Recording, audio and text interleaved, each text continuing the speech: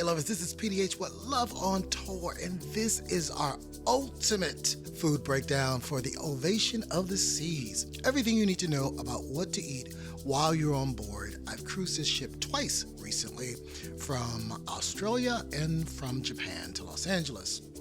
So first up is Izumi. Izumi is their sushi and Japanese restaurant. Delicious sushi here. You can get it a la carte.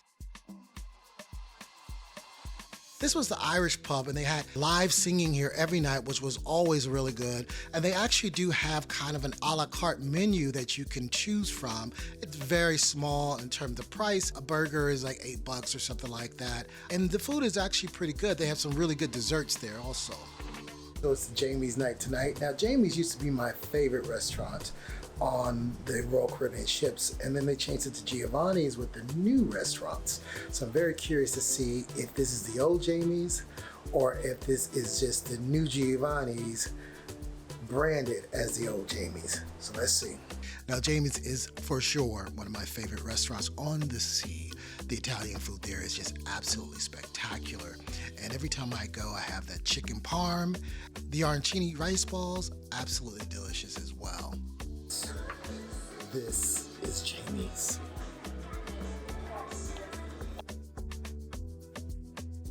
And oh, you can't forget about that lemon cheesecake. Oh, delicious, absolutely delicious.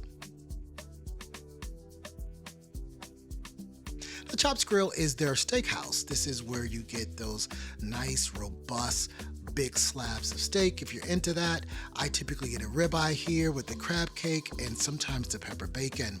It is a very nice steakhouse, one of the most popular restaurants on the ship.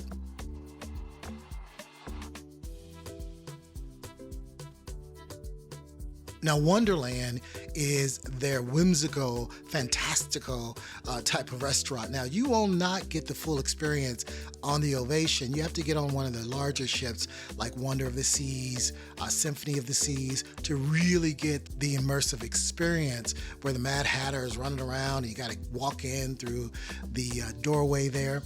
But the food is the same. If you like a story with your food, this is definitely the place for it.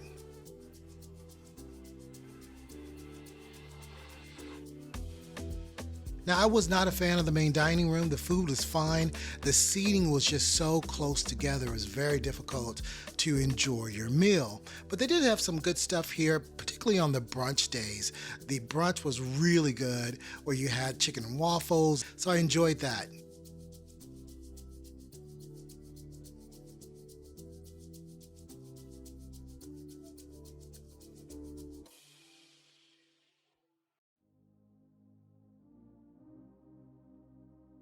And they also had a delicious key lime pie here. It was very good, very good.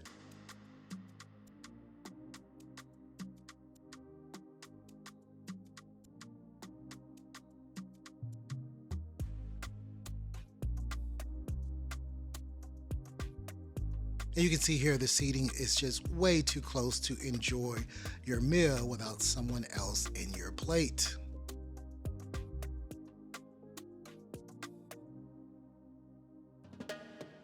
So there are quite a few complimentary dining options.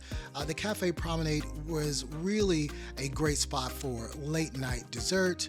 You can get coffee there, water, juice, and they do have some grab and go sandwiches, those type of things also. It's right next door to Sorrento's Pizza, which has some of the best pizza on the sea. Sorrento's is maybe one, maybe two, but they are definitely top three of all the pizza I've had at sea. Café 270 is a great spot as well. They will actually do breakfast here and fresh paninis, as well as desserts and some other things. And they're right next door to the 270 theater and lounge. So it's a great spot there to go in and get your coffee, your water. They have a coffee shop there, and as well as some grab and go things that you can see here on the menu.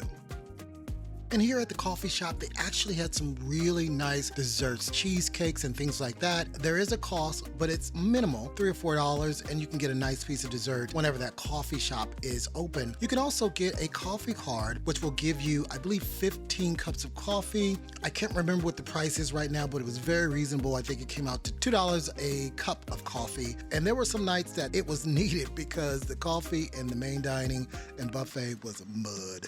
Fish and Chips was a great little spot where they do fresh fried fish, shrimp, and chicken tenders. So a lot of times when the buffet is closed and it's kind of the middle of the day type thing, this is where I would go for a quick bite to eat.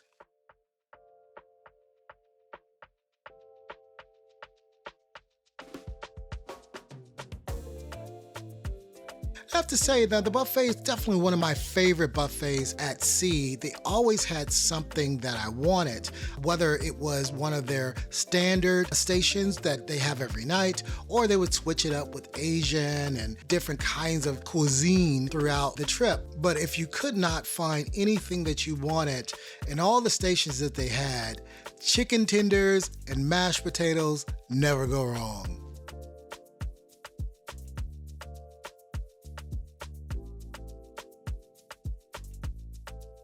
They had everything here, soups and nachos and taco bars and donut bars and just about everything that you could imagine in terms of cuisine, they had it here, as well as a nice carving station with premium cuts of meat.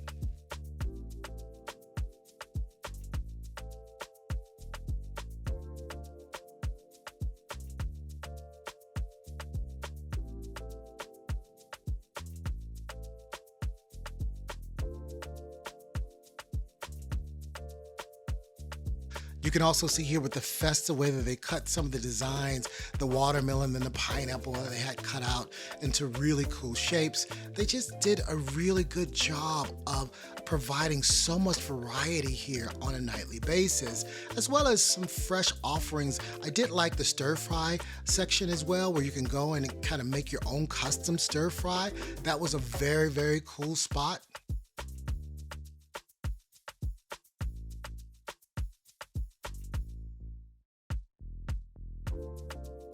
The dessert was always hit or miss, but they did have a donut bar, which was fantastic, and they did have the royal cake night, which they had like 8 different kinds of cakes, and that was really cool.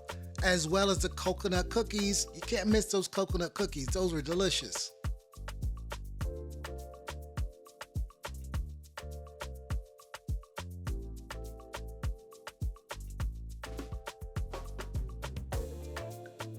You can see here with all the royal cakes, just all kinds of cakes here that are absolutely fantastic. Tiramisu, and they had the large cake here where they were cutting.